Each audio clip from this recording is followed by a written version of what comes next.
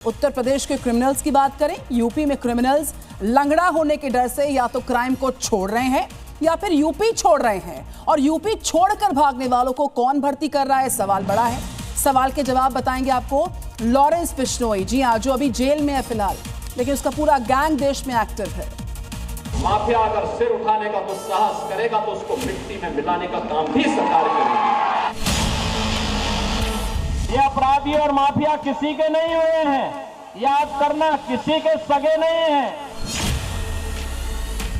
लेकिन अब उत्तर प्रदेश में माफिया वृत्ति कभी नहीं पनप पाएगी। उत्तर प्रदेश से माफिया राज और ऑर्गेनाइज्ड क्राइम का सफाया करने वाले योगी आदित्यनाथ के सामने एक नया टास्क आ गया है। और ये टास्क कम, चैलेंज ज्यादा है। योगी के सामने इस वक्त सबसे बड़ा चैलेंज है गैंगस्टर लॉरेंस बिश्नोई के स्पेशल 26। लॉरेंस भले ही इस वक्त जेल में बंद हो, लेकिन उसके टारगेट पर है यूपी और यूपी के जेनजी।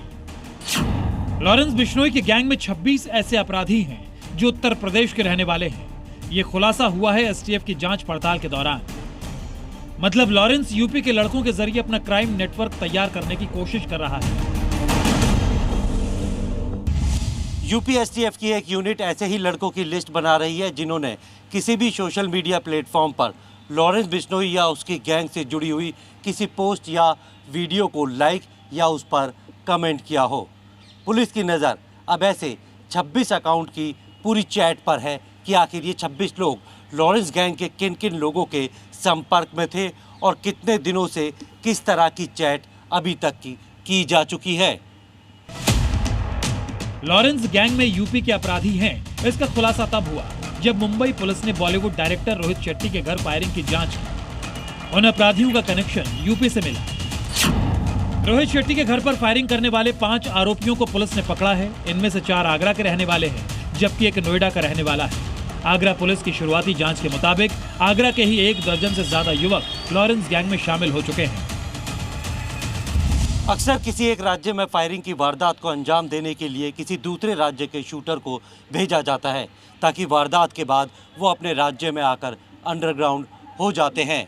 साजिश रचने वाले, हथियार देने वाले, टारगेट फिक्स करने वाले, फायरिंग करने वाले सभी लोग अक्सर एक दूसरे से संपर्क में नहीं होते और यही वजह है कि पुलिस इनको आसानी से ट्रैक नहीं कर पाती, क्योंकि ये लोग अक्सर बीच की कड़ी को तोड़ देते हैं। ये सब होता है ऑनलाइन।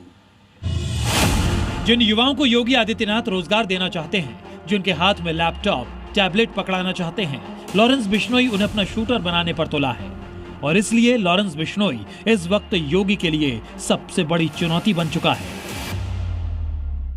माफिया वहीं जाएगा जहां उसकी जगह है, कोई समझौता नहीं करेंगे।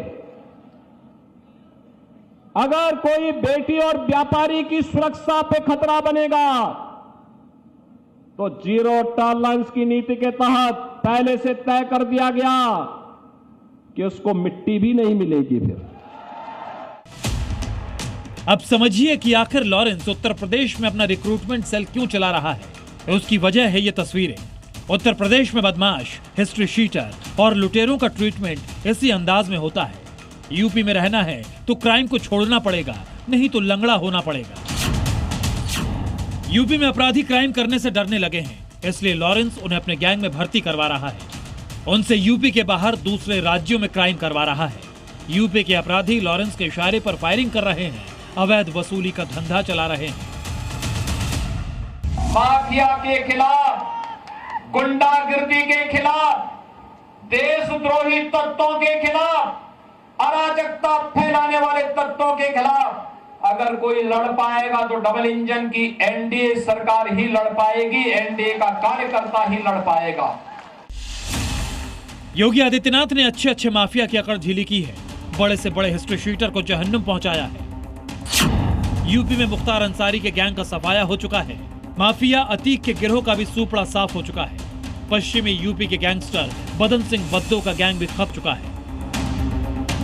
इनके अलावा यूपी के कई और गैंग हैं जिनका अस्तित्व मिट चुका है। ये योगी का उत्तर प्रदेश है। यहाँ पर माफिया, गैंगस्टर्स और ऑर्गेनाइज्ड क्राइम के लिए कोई जगह नहीं है। जो भी हथियार उठाएगा योगी फोर्स से वो बच नहीं पाएगा। दिल्ली से प्रमोद शर्मा के साथ ब्यूरो रिपोर्ट, जी मीडिया।